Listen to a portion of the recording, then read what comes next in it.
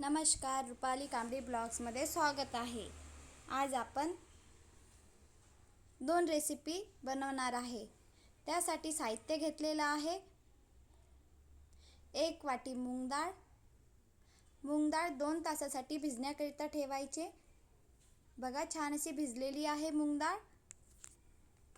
पनीर आणि मी इथे बारीक कांदा कापून घेतलेला आहे।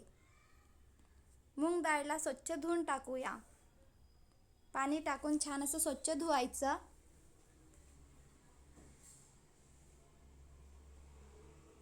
खूप सोपी आहे बनवायला आणि खायला पण चविष्ट लागतं। इथे मी मिक्सरचं पॉट घेतलेलं आहे। मिक्सरच्या पॉटमध्ये आपण मूग डाळ धुवून टाकलेली आहे स्वच्छ, ती घेऊया। पाणी नाही ठेवायचं मूग डाळमध्ये। छान असं मिक्सरमधनं बारीक करून घेतलेली आहे मूग डाळ।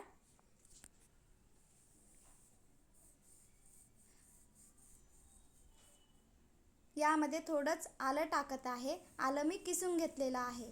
आपण मिक्सरमध्ये पण डाळसोबत फिरू शकतो।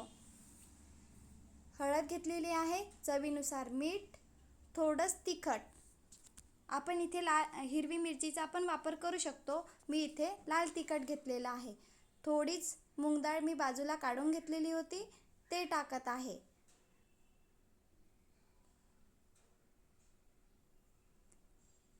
मूग डाळ पकोडे क्रिस्पी बनण्याकरिता यामध्ये टाकत आहे मी तांदूळचं पीठ।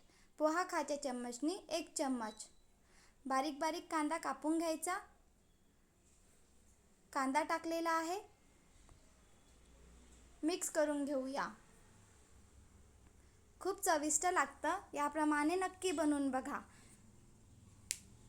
थोडंच कोथिंबीर,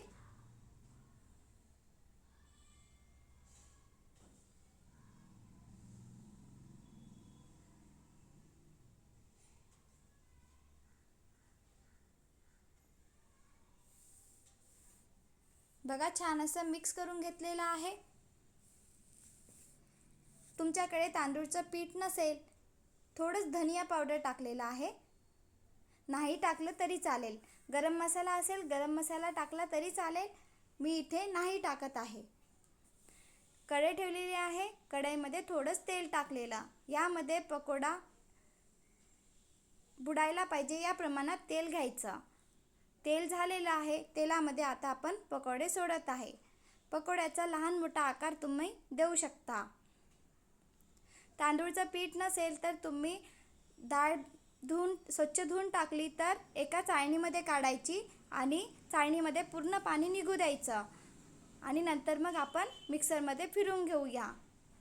पीठ गिलसर नसेल तर सहज आपण मूग डाळमध्ये तांदूळचं पीठ नाही टाकलं तरी पकोडे छान बनणार। छान असा ब्राऊन कलर येतपर्यंत पकोडे तळून घेऊया। माझ्या हाताने स्किप झालेलं, जेव्हा मूग डाळ पूर्ण मसाला बनवून घेतलेला तिथे गरम तेल टाकायचं पोहा खाच्या चम्मचनी 1 चम्मच, म्हणजे पकोडे क्रिस्पी बनतात। मी इथे टाकलेलं आहे। छान असे पकोडे शिजलेले आहे। बघा, खूप सोपी आहे बनवायला आणि खायला पण चविष्ट लागतं।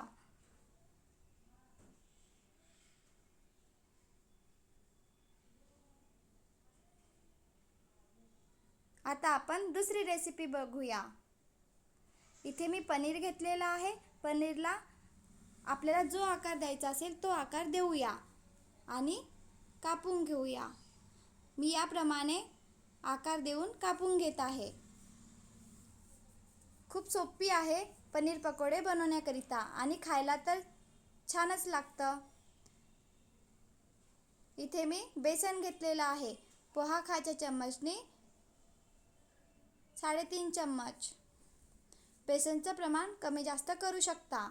यामध्ये टाकूया चवीनुसार मीठ, थोडीच हळद आणि लाल तिखट। थोडे थोडे पाणी टाकून मिक्स करून घेऊया।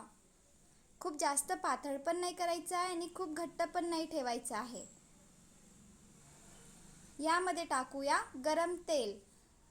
पोहा खाच्या चम्मचनी 1 चम्मच गरम तेल टाकलं तर पकोडे छान, पनीर पकोडा छान क्रिस्पी बनतं।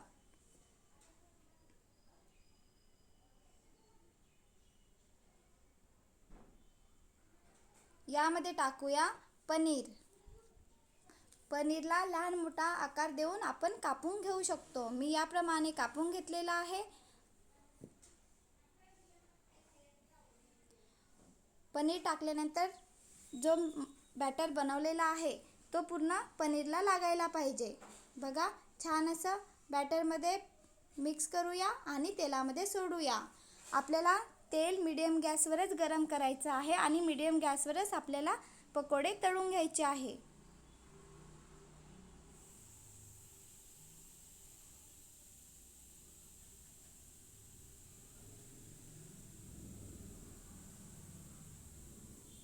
बघा, छान असे चटपटी रेसिपी आज मी तुमच्यासोबत 2 रेसिपी शेअर करत आहे. या प्रकारे तुम्ही पण बनवून बघा.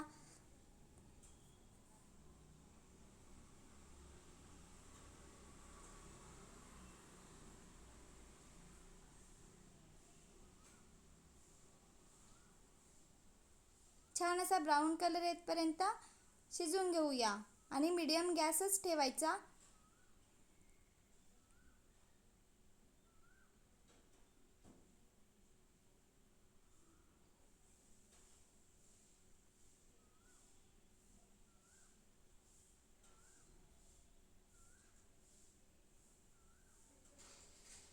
छान असा ब्राऊन कलर आलेला आहे बघा आणि छान क्रिस्पी बनलेले आहे. या प्रकारे तुम्ही पण बनवून बघा. खूप सोपी आहे बनवायला आणि खायला पण चविष्ट लागतं.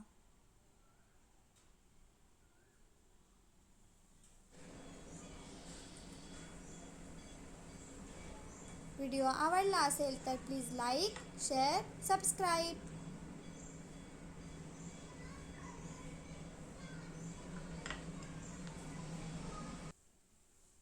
Bye bye.